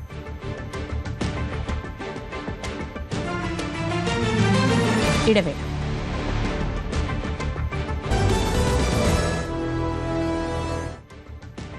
നിയമസഭാ തെരഞ്ഞെടുപ്പിൽ മത്സരിക്കാനില്ല എന്ന നിലപാടിൽ കെ മുരളീധരൻ ഉറച്ചു നിൽക്കുമ്പോഴും മുരളിക്ക് തിരിച്ചുവരാൻ പറ്റുന്ന സീറ്റിനായുള്ള അന്വേഷണം തുടരുകയാണ്. മത്സരിക്കാൻ പാർട്ടി പറഞ്ഞാലും ലീഗ് വാഗ്ദാനം ചെയ്ത ഗുരുവായൂർ വേണ്ടെന്ന് കെ മുരളീധരൻ ന്യൂസ് 18നോട് പറഞ്ഞു. ലീഗിന് മത്സരിക്കാൻ മറ്റൊരു സീറ്റ് നൽകാനില്ലാത്ത സാഹചര്യത്തിലാണ് ഗുരുവായൂർ നിരസിക്കുന്നതെന്നും കെ മുരളീധരൻ പറഞ്ഞു. News 18 Keralam senior editor Manjush ഗോപാലുമായി സംസാരിക്കുകയായിരുന്നു കെ മുരളീധരൻ. പക്ഷേ താങ്കൾ അന്ന് പാർട്ടിയിൽ ഉന്നയിച്ച പരാതികളുണ്ടല്ലോ, അത് പരിഹരിക്കാൻ പറ്റിയിട്ടുണ്ടോ? അല്ല, ഞാൻ പിന്നീട് പരാതി ഉന്നയിച്ചിട്ടില്ല. ഞാൻ പറഞ്ഞു പെട്ടെന്ന് ചെന്ന് നിന്ന് പരാജയപ്പെട്ടു. പിന്നെ നമ്മളെന്തിനാരും കുറ്റപ്പെടുത്തുന്നത്? നമ്മുടെ തീരുമാനമല്ലേ. പക്ഷേ ഒരു അന്വേഷണം വന്നിരുന്നുവല്ലോ. അന്വേഷണം പാർട്ടി നടത്തിയതാണ്. ഞാൻ പിന്നെ അന്വേഷണ കമ്മീഷൻ എൻ്റെ വീട്ടിൽ വന്നപ്പോൾ ശ്രീ KC ജോസഫിനെ പോലത്തെ ഒരു സീനിയറായിട്ടുള്ള ഒരാൾ ഒന്ന് ഒരു തെളിവെടുപ്പിന് ഒന്ന് വരണം, ഞങ്ങൾ വീട്ടിലേക്ക് വരാമെന്ന് പറഞ്ഞു. സ്വാഭാവികമായിട്ടും അവരോട് എനിക്ക് പറയേണ്ട കാര്യങ്ങൾ പറഞ്ഞു. പക്ഷേ ഞാൻ പറഞ്ഞു എനിക്ക് ആശയമില്ല, എനിക്ക് പരാതി ആരെക്കുറിച്ചുമില്ല. പക്ഷേ എല്ലാവരും ജനത്തിനറിയാം, അവർ തീരുമാനിച്ചോട്ടെ കാര്യങ്ങൾ.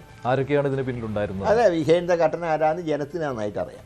അതുകൊണ്ട് തന്നെയാണ് ഞാൻ പറഞ്ഞത്, കഴിഞ്ഞ ദിവസം ഞാൻ തൃശ്ശൂർ പറഞ്ഞ അതാണ്, പാർട്ടി വിട്ടുപോയവർ ഒരിക്കലും പാർട്ടിയുടെ ശത്രുക്കളല്ല. കാരണം അവർക്ക് നമുക്ക് മനസ്സിലായി ഇയാൾ പാർട്ടിയിലില്ല, പിന്നെ അവരെന്ത് പറഞ്ഞാലും ആരും ജനം വകവയ്ക്കില്ല. പക്ഷേ കൂടെ നിന്ന് തോൽപ്പിക്കാൻ ശ്രമിക്കുന്ന ശക്തികളുണ്ട്. അതിപ്പോൾ ഈ കഴിഞ്ഞ തവണ തിരുവനന്തപുരം കോർപ്പറേഷനിലും ഉണ്ടായിട്ടുണ്ട്. അല്ലായിരുന്നെങ്കിൽ ഒരു 5-6 സീറ്റ്, ഒരു 30 ഞാൻ പ്രതീക്ഷിച്ചിരുന്നു, ഒരു 10 സീറ്റും കൂടെ കിട്ടുമായിരുന്നു. ഇപ്പോൾ 20 കിട്ടിയുള്ളൂ. അപ്പം അങ്ങനെയുള്ള ചില പ്രവർത്തനങ്ങൾ ഒരു ശരിയല്ലാത്ത രീതി. അപ്പോൾ ഞാനതൊക്കെ അതുകൊണ്ടാക്കിയാണ് ഇപ്പോൾ ഞാൻ പറഞ്ഞത്, ഒരു മത്സരിക്കാനുള്ള മൂഡില്ല എന്ന് പറയുന്നതിൻ്റെ കാരണം ഇങ്ങനെയുള്ള ചില ശക്തികൾ പാർട്ടിക്കകത്തുണ്ട്. അത് എല്ലാ പാർട്ടിക്കകത്തും ഉണ്ട്. ഇപ്പോൾ CPM-ലും ഉണ്ട്. അവർ മോശക്കാരെന്നല്ല, ഇപ്പോൾ അവരുടെ കേഡർ സിസ്റ്റമൊക്കെ പോയി. പക്ഷേ എങ്കിലും ഞാൻ പറഞ്ഞു, അതുകൊണ്ടാണ് ഞാൻ പറഞ്ഞ പാർട്ടിക്ക് വേണ്ടി പ്രവർത്തിക്കാം, പക്ഷേ മത്സരിക്കാൻ മൂടില്ല. അത് തൃശ്ശൂർ താങ്കളുടെ ഭാഗ്യ ജില്ല അല്ല എന്ന് പറഞ്ഞു. തൃശ്ശൂരിലേക്കാണ് ഇനി പാർട്ടി നിയോഗിക്കുന്നതെങ്കിൽ ഇപ്പോൾ ഗുരുവായൂർ നോക്കുക, അങ്ങനെയാണെങ്കിൽ പോകാൻ തയ്യാറാണ്. ഗുരുവായൂർ എനിക്ക് ഞാൻ പരാജയപ്പെട്ട 2 ലോക്സഭാ ഇലക്ഷനിൽ എനിക്ക് ഭൂരിപക്ഷം കിട്ടിയൊരു നിയോജകമണ്ഡലമാണ്. പക്ഷെ അതിപ്പോൾ ഘടകകക്ഷിയുടെ കയ്യിലാണ്. ഗുരുവായൂർ സീറ്റ് ഘടകകക്ഷിയുടെ കയ്യിലാണ്. കാരണം ആ സീറ്റ് അല്ലെങ്കിൽ അവർക്ക് തൃശ്ശൂർ ജില്ലയിൽ മത്സരിക്കാൻ സീറ്റില്ല. ഇപ്പോൾ 980 കോൺഗ്രസ് പിളർന്നതിന് ശേഷം നടന്ന ആദ്യത്തെ ഇലക്ഷനിൽ അന്ന് CH കരുണാകരനോട് ഞാൻ എൻ്റെ പിതാവിനോട് പറഞ്ഞതാണ്, സാറ് ഇവിടെ വേണമെങ്കിൽ മത്സരിച്ചോളൂ, കാരണം മാളയിലെ കോൺഗ്രസ് നിന്ന് പോയ നേതാക്കന്മാരൊക്കെയാണ് മത്സരിക്കുന്നതെങ്കിൽ ടഫായിരിക്കും, അതുകൊണ്ട് മത്സരിച്ചോളാൻ പറഞ്ഞു. അന്ന് അദ്ദേഹം 2 കാര്യം പറഞ്ഞു. അന്ന് എൻ്റെ പിതാവ് പറഞ്ഞ 2 കാര്യമാണ്. ഒന്ന്, അദ്ദേഹത്തിന് വളരെ വേണ്ടപ്പെട്ട ആളായിരുന്നു അവിടുത്തെ MLA എന്ന BV സീതി തങ്ങൾ, അദ്ദേഹം ലീഗിൻ്റെ MLA. ഒന്ന്, തങ്ങൾക്ക് വേറെ സ്ഥലമൊന്നുമില്ല, തങ്ങൾക്ക് ഇനിയും ഒരു ഫ്യൂച്ചറുള്ള ആളാണ്, തങ്ങൾ നിൽക്കട്ടെ, എനിക്ക് വേണ്ടപ്പെട്ട ആളാണ്. അപ്പോൾ എൻ്റെ പിതാവിന് ചില താല്പര്യമുള്ള ചില ലീഗുകാരുണ്ട്, അവരോട് അദ്ദേഹം കൂടുതൽ സ്നേഹം കാണിക്കാറുണ്ട്. 77 ചാക്കേരി അഹമ്മദ് കുട്ടിയെ സ്പീക്കറാക്കിയത് അങ്ങനെയാണ്, പിന്നെ സീതി ആജിനെ വിപ്പാക്കിയതും. അപ്പോൾ അങ്ങനെ അദ്ദേഹത്തിന് വളരെ സ്നേഹമുള്ള ഒരാളായിരുന്നു സീതി തങ്ങൾ മത്സരിക്കട്ടെ. 2, ഇപ്പോൾ നിങ്ങൾ ഗുരുവായൂർ വിട്ടുകൊടുത്താൽ നിങ്ങൾക്കൊരു സബ്സ്റ്റിറ്റ്യൂട്ട് സീറ്റ് തരാൻ തൃശ്ശൂർ ജില്ലയിൽ കുറവാണ്, സാധ്യതയില്ല, അതുകൊണ്ട് നിങ്ങളവിടെ മത്സരിച്ചോളൂ, എനിക്കിതൊന്നും കുഴപ്പമില്ല, മാളെ എൻ്റെ വീടാണ്, ഞാനവിടെ ഫൈറ്റ് ചെയ്തോളാം. അങ്ങനെ ഒരു പക്ഷേ ലീഗിനോട് അന്ന് കരുണാകരനുള്ള സ്നേഹം അതിപ്പോൾ ലീഗിന് താങ്കളോടുണ്ട്. താങ്കൾ എവിടെ നിന്ന് വേണമെങ്കിലും മത്സരിച്ച് ജയിച്ചു വരണമെന്ന് ലീഗ് ആഗ്രഹിക്കുന്നുണ്ട്. അതുകൊണ്ട് ഗുരുവായൂർ വേണമെങ്കിൽ അവർക്ക് വിട്ടുതരും. അല്ല, അവർക്ക് വിട്ടു തന്നാൽ സബ്സ്റ്റിറ്റ്യൂട്ട് സീറ്റ് കൊടുക്കണ്ടേ? 2 കാര്യമുണ്ട്. ഒന്ന്, ഗുരുവായൂരല്ലെങ്കിൽ അവർക്ക് അങ്ങനൊരു ഫൈറ്റിംഗ് ചാൻസുള്ള സീറ്റ് വേറെയില്ല തൃശ്ശൂർ ജില്ലയിൽ. അതുകൊണ്ടാണ് ഞാൻ പറഞ്ഞത്, വെറുതെ അവർ ഡിസ്റ്റർബ് ചെയ്യാൻ നിൽക്കണ്ട. മാത്രമല്ല, അവർ സ്ഥാനാർത്ഥികളാക്കാൻ പരിഗണിക്കുന്ന പല പേരുകാരും കഴിഞ്ഞ ലോക്സഭയിൽ എനിക്ക് വേണ്ടി സജീവമായിട്ട് ഫീൽഡ് ഉണ്ടായിരുന്നവരാണ്. എനിക്ക് എന്തോ കോൺഗ്രസ്സുകാർ നന്നായിട്ട് സഹകരിച്ചു, എല്ലാവരും ഉണ്ടായിരുന്നു എൻ്റെ കൂടെ. പക്ഷേ അതിനേക്കാൾ ഇരട്ടി ആവേശത്തിൽ പ്രവർത്തിച്ചവരാണ്. അപ്പോൾ അവർക്ക് ഞാൻ കാരണം ഒരു സ്ഥാനം ഇല്ലാതാവരുത് എന്നുള്ള ഒരു ഉദ്ദേശത്തോടു കൂടിയാണ് ഞാൻ ഗുരുവായൂരിൻ്റെ കാര്യം. അല്ലാതെ ഗുരുവായൂർ തീർച്ചയായിട്ടും എനിക്ക് എന്നും അനുഗ്രഹം നൽകിയിട്ടുള്ള സ്ഥലം തന്നെയാണ്. പക്ഷേ വേണ്ട അല്ലേ? അത് ഞാൻ പറയാൻ കഴിഞ്ഞതാണ്, അവർക്ക് സബ്സ്റ്റിറ്റ്യൂട്ട് കൊടുക്കാൻ സീറ്റില്ല. പിന്നെ കൊടുക്കേണ്ടത് മലപ്പുറം ജില്ലയിലാണ്. മലപ്പുറത്ത് അല്ലെങ്കിൽ ആകെ 4 സീറ്റിലെ കോൺഗ്രസ് മത്സരിക്കുന്നുള്ളൂ. അപ്പോൾ അത് വീണ്ടും 3 ആയാൽ പിന്നെ അതിനെക്കുറിച്ചായിരിക്കും ചർച്ച. പക്ഷെ അതേസമയം തിരുവമ്പാടി വേണമെങ്കിൽ ലീഗിന് താങ്കൾക്ക് വിട്ടുതരാൻ വേണമെങ്കിൽ അല്ലേ? അല്ല, ഞാൻ തിരുവമ്പാടിയിൽ താങ്കൾക്ക് വേണ്ടി പോസ്റ്ററുമുണ്ട്. അതുണ്ട്, അത് പോസ്റ്റർ എല്ലായിടത്തും ഇറങ്ങിയിട്ടുണ്ട്. അത് ഞാൻ പറഞ്ഞല്ലോ, മറ്റേ കല്യാശ്ശേരിയിലും ഇവിടെയും മാത്രമേ ഇല്ലാത്തുള്ളൂ, മറ്റേ പയ്യന്നൂരും മാത്രം, ബാക്കി എല്ലായിടത്തും പോസ്റ്ററുണ്ട്. പക്ഷേ പോസ്റ്റർ നോക്കിയിട്ടല്ലല്ലോ സ്ഥാനാർത്ഥികളെ തീരുമാനിക്കുക, അത് അവരാഗ്രഹമായിരിക്കും, പാർട്ടി പ്രവർത്തകർ ആഗ്രഹമായിരിക്കും ഞാൻ മത്സരിക്കണം എന്നുള്ളത്. പക്ഷേ അങ്ങനെ തീരുമാനം എടുക്കാൻ കഴിയില്ലല്ലോ. തിരുവമ്പാടി എന്തുകൊണ്ട് വേണ്ട എന്ന്? അല്ല, ഞാൻ വേണ്ടാന്നല്ലല്ലോ പറഞ്ഞു. ഇപ്പോൾ ആ സീറ്റ് ലീഗിൻ്റെ സീറ്റായതുകൊണ്ട് ലീഗ് ഏതൊക്കെ സീറ്റുകളാണ് കോൺഗ്രസ്സിന് വെച്ച് മാറുക എന്നൊന്നും തീരുമാനിച്ചിട്ടില്ല, ചർച്ച നടക്കുന്നേ ഉള്ളൂ. അതാണ് ഞാൻ പറഞ്ഞത്, ഇപ്പം ചാടി കയറിയ തീരുമാനം എടുക്കേണ്ട കാര്യമില്ല, നമുക്ക് വെയിറ്റ് ചെയ്യാം എന്തൊക്കെയാണ് കാര്യങ്ങൾ. അതിനുശേഷം മത്സരിക്കണമെന്ന് പാർട്ടി പറയുകയാണെങ്കിൽ നമുക്ക് അന്ന് ഏത് സീറ്റിൻ്റെ കാര്യം പക്ഷെ ഞാൻ തിരുവനന്തപുരം സെലക്ട് ചെയ്യാൻ കാരണം ഇവിടെ ശക്തമായിട്ട് ത്രികോണ മത്സരമാണ്. ഇപ്പോൾ മറ്റ് ജില്ലകളിൽ LDF വിരുദ്ധ വികാരം UDFനാണ് കിട്ടുക. തിരുവനന്തപുരത്ത് അത് ഷെയർ ചെയ്യാൻ ഒരു വിഭാഗമുണ്ട്. അതുകൊണ്ടാണ് ഞാൻ പറഞ്ഞത് ത്രികോണ മത്സരം നടക്കുന്ന ഒരു ജില്ലയുടെ ചുമതല ഞാൻ വഹിച്ചോളാം. മത്സരിക്കണമെന്നല്ല, ചുമതല ഞാൻ വഹിച്ചോളാം എന്ന് പറയാൻ കാരണം പാർട്ടി തീരുമാനിക്കട്ടെ ബാക്കി കാര്യങ്ങൾ. അങ്ങനെ മാറി നിൽക്കേണ്ട ആവശ്യം എന്താണ്? അല്ല, അത് പാർട്ടി തീരുമാനിക്കണം. അത് നമ്മുടെ സ്വന്തം ഇഷ്ടപ്രകാരമല്ല തീരുമാനിക്കേണ്ടത്, പാർട്ടി തീരുമാനിക്കണം. തൃശൂർ തോൽവിക്ക് ശേഷം മുൻ മണ്ഡലമായ വട്ടിയൂർക്കാവ് കേന്ദ്രീകരിച്ച് പ്രവർത്തനം തുടരവെ പൊടുന്നനെ മത്സരിക്കാൻ മൂടില്ല എന്ന നിലപാടിലേക്ക് മുരളീധരൻ എത്തിയത് എന്തുകൊണ്ട് എന്നതാണ് എല്ലാവരെയും അത്ഭുതപ്പെടുത്തുന്നത്. ഇതിൽ മുരളി മറുപടി നൽകി അതിങ്ങനെയാണ്. പക്ഷെ അത് എപ്പോഴും താങ്കൾ തിരുവനന്തപുരത്ത് തന്നെയുണ്ട് കൂടുതൽ സമയവും, ഇല്ലേ? വട്ടിയൂർക്കാവ് തന്നെയാണോ ഇത്തവണ മത്സരിക്കുക? അല്ല, ഞാൻ പറഞ്ഞല്ലോ മത്സരിക്കാനുള്ളൊരു മൂടില്ല. പക്ഷേ അതേ സമയത്ത് പാർട്ടി എന്താണോ തീരുമാനിക്കുന്നത് അതനുസരിച്ച് നിൽക്കും. ഇപ്പോൾ തിരുവനന്തപുരം കേന്ദ്രീകരിച്ചാണ് കുറേ നാളായിട്ട് പ്രവർത്തിക്കുന്നത്. ഞാനിപ്പോൾ വടകര MP ആയിരുന്നപ്പോഴും എൻ്റെ വോട്ട്, എൻ്റെ അഡ്രസ്സ് എല്ലാം ട്രിവാൻഡ്രമാണ്. പക്ഷെ അന്നേരം ഈ തൃശ്ശൂരിൽ നിന്ന് മടങ്ങി വന്ന സമയത്തുണ്ടല്ലോ, തൃശ്ശൂരിലെ തോൽവിക്ക് ശേഷം മടങ്ങി വന്ന സമയത്ത് ഞാനിനി വട്ടിയൂർക്കാവിൽ പ്രവർത്തനം കേന്ദ്രീകരിക്കുകയാണ് എന്ന് താങ്കൾ അന്ന്, അല്ലേ? അന്നോട്ട് അത് ഞാൻ ഉണ്ടായിരുന്നു. ഞാൻ ഇപ്പോഴും അവിടെ തന്നെയുണ്ട്. പിന്നെ ഈ ലോക്കൽ ബോഡി ഇലക്ഷൻ വന്നപ്പോൾ കോർപ്പറേഷൻ്റെ മൊത്തം കോർഡിനേഷൻ കമ്മിറ്റിയുടെ ചെയർമാനായിരുന്നു. അപ്പോൾ അതുകൊണ്ട് മൊത്തം നഗരത്തിൻ്റെ കാര്യങ്ങൾ കഴിഞ്ഞ ലോക്കൽ ബോഡി ഇലക്ഷനിൽ നോക്കുന്നുണ്ട്, ഇപ്പോഴും നോക്കുന്നുണ്ട്. SIRയുടെ ജില്ലയിൽ ചുമതലയുണ്ട്. ജില്ലയിൽ ചുമതലയുള്ളതുകൊണ്ട് പ്രത്യേകിച്ച് നഗരവും ശ്രദ്ധിക്കും. കാരണം ഒരു ത്രികോണ മത്സരമാണല്ലോ നഗരത്തിൽ, അതുകൊണ്ട് തന്നെ കൂടുതൽ ശ്രദ്ധ നഗരത്തിൽ കൊടുക്കുന്നുണ്ട്. ഇപ്പോൾ BJP ഏറ്റവും വലിയ വിജയപ്രതീക്ഷ വെച്ച് പുലർത്തുന്ന 5 മണ്ഡലങ്ങളും ഈ ചുറ്റുവട്ടത്താണ്, തിരുവനന്തപുരത്താണ്. വട്ടിയൂർക്കാവ് അതിനകത്ത് ഉൾപ്പെടുന്ന ഒരു മണ്ഡലമാണ്. ഈ വട്ടിയൂർക്കാവിൽ താങ്കൾ നിന്നാലേ UDFന് ആ മണ്ഡലം തിരിച്ചു പിടിക്കാൻ പറ്റൂ എന്നുള്ള ഒരു തോന്നൽ പൊതുവെ ഉള്ളതാണല്ലോ. അതില്ലാന്ന് താങ്കൾക്ക് പറയാൻ പറ്റുമോ? വേറെ ആര് താങ്കൾക്ക് പകരം? അല്ല, അതൊക്കെ പാർട്ടി തീരുമാനിക്കേണ്ട കാര്യമാണ്. അതൊക്കെ പാർട്ടി എല്ലാ കാര്യങ്ങളെക്കുറിച്ചും ഒരു അവലോകനം നടത്തിയിട്ടാണല്ലോ തീരുമാനം എടുക്കുക. സ്വാഭാവികമായിട്ട് എൻ്റെ അഭിപ്രായങ്ങളും ചോദിക്കും. അപ്പോൾ ആ നേരത്തെ ആലോചിക്കാം. ഇപ്പം ഞാൻ അതിൻ്റെ ഒരു മത്സരത്തിൻ്റെ ഒരു മാനസികാവസ്ഥയിൽ എത്തിയിട്ടില്ല. പക്ഷേ വർക്ക് നന്നായിട്ട് പ്രത്യേകിച്ച് സിറ്റി കേന്ദ്രീകരിച്ച് നടത്തുന്നുണ്ട്. ഈ RSSനെ പിണക്കിയ ഒരാളായിപ്പോയി ഞാൻ എന്ന രീതിയിൽ താങ്കൾക്ക് അങ്ങനെ ഒരു തോന്നലുണ്ടോ? തൃശ്ശൂർ ഇല്ല, ഞാൻ അങ്ങനെ പിണക്കലല്ലോ. ഒരു പാർട്ടിയുടെ ഒരു നയമെടുത്താൽ ആ നയത്തിൻ്റെ കൂടെ നിൽക്കണം.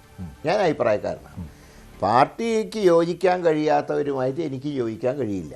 അപ്പോൾ സ്വാഭാവികമായിട്ടും ഞാൻ ഇപ്പോൾ നിയമത്ത് മത്സരിച്ചത് എന്താണെന്ന് പറഞ്ഞാൽ കഴിഞ്ഞ, അതായത് 2016 മുതൽ 2021 വരെ നിയമസഭയ്ക്കകത്തും പുറത്തും ഉണ്ടായിരുന്നൊരു ആരോപണം കോൺഗ്രസ് സഹായിച്ചതുകൊണ്ടാണ് BJP അക്കൗണ്ട് തുറന്നത് എന്നൊരു ഫീലിംഗ് മൊത്തത്തിലുണ്ടായി.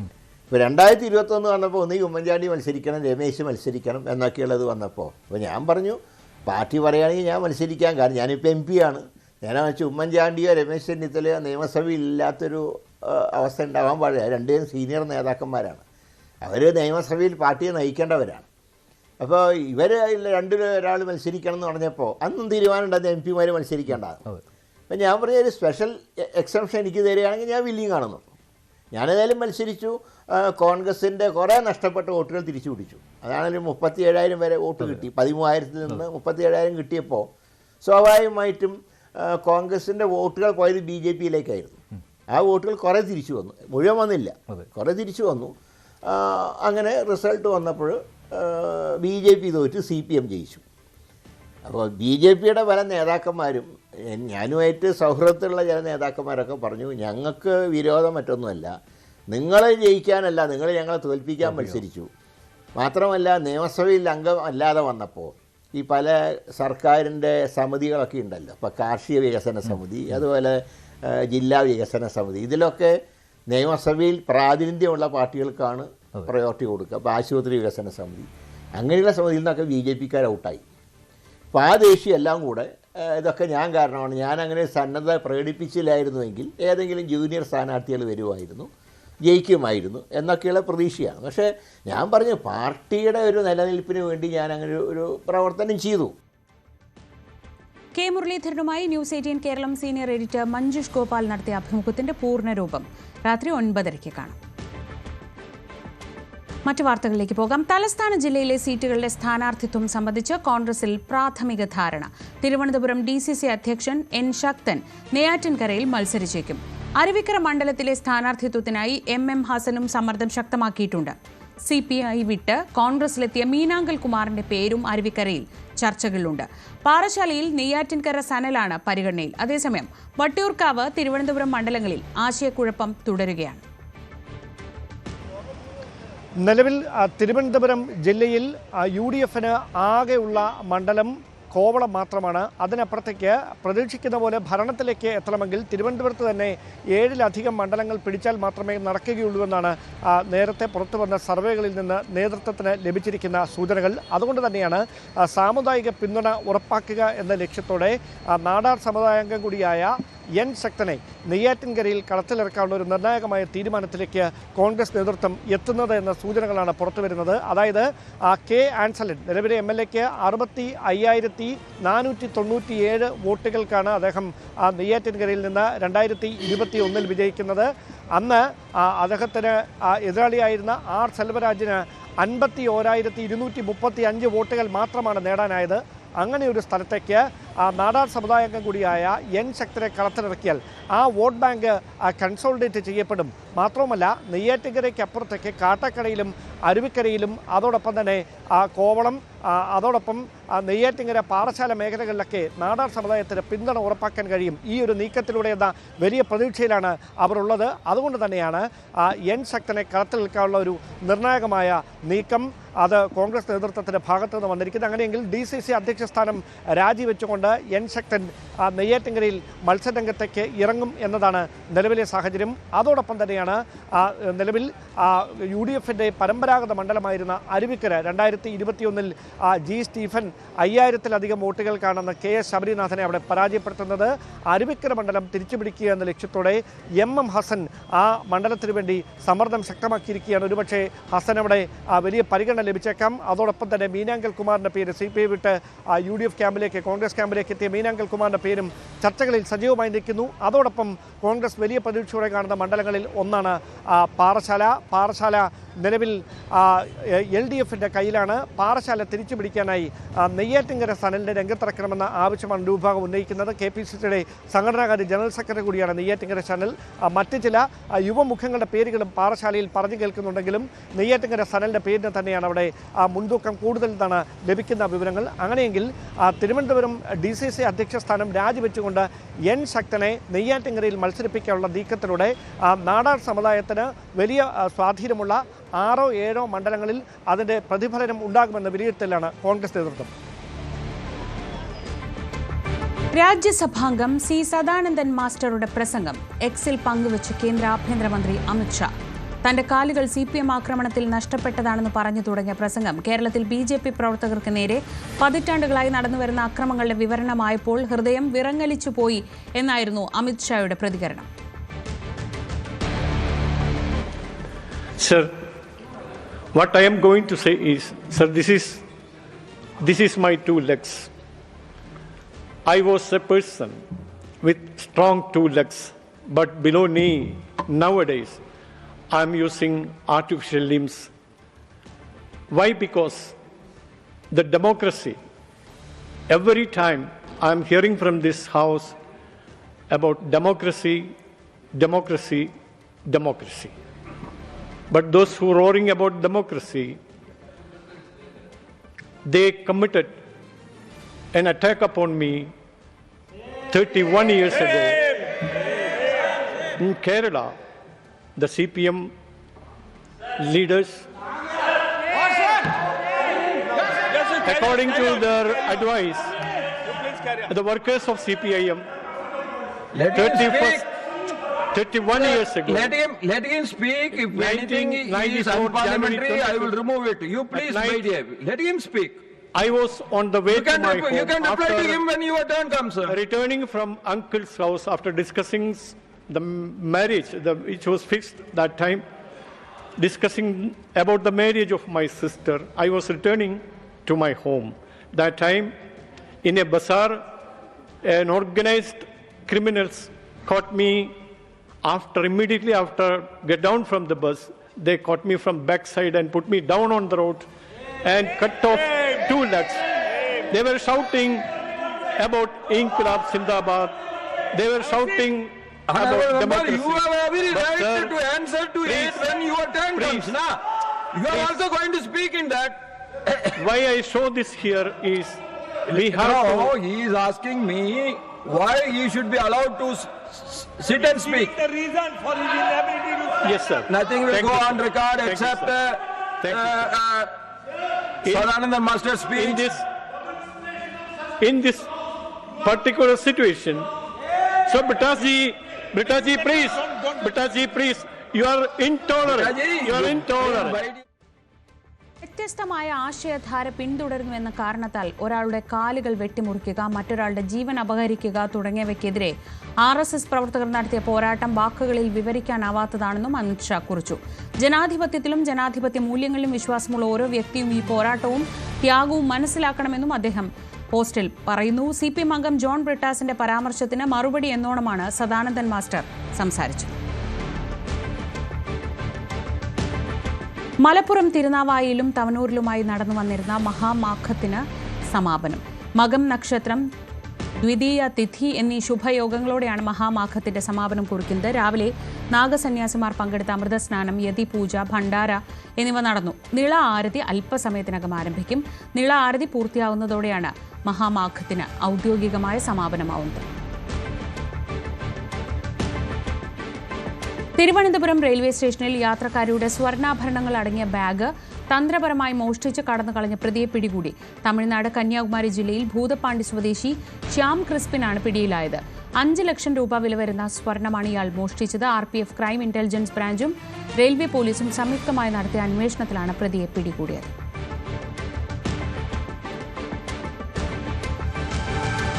കോഴിക്കോട് കൊടിയത്തൂരിൽ കുട്ടിയെ രക്ഷിച്ച സ്വകാര്യ ബസ് ഡ്രൈവർ ഷിനോജിന് മോട്ടോർ വാഹന വകുപ്പിന്റെ ആദരവ്. Motor vehicle inspector Vinu Jose പൊന്നാട അണിയിച്ച് ആദരിച്ചു. മാതൃകാപരമായ പ്രവൃത്തിയെന്ന് മോട്ടോർ വാഹന വകുപ്പ് പ്രശംസിച്ചു. റോഡിലിറങ്ങുമ്പോൾ കുട്ടികളെ മാതാപിതാക്കൾ കൂടുതൽ ശ്രദ്ധിക്കണമെന്നും ഉദ്യോഗസ്ഥർ പറഞ്ഞു. സ്ഥിരം അപകട മേഖലയായ മാക്കലിൽ വാഹനാപകടങ്ങൾ കുറയ്ക്കാനുള്ള നടപടികൾ ഉടൻ ഉണ്ടാവുമെന്നും MVI വിനു ജോസ് പറഞ്ഞു.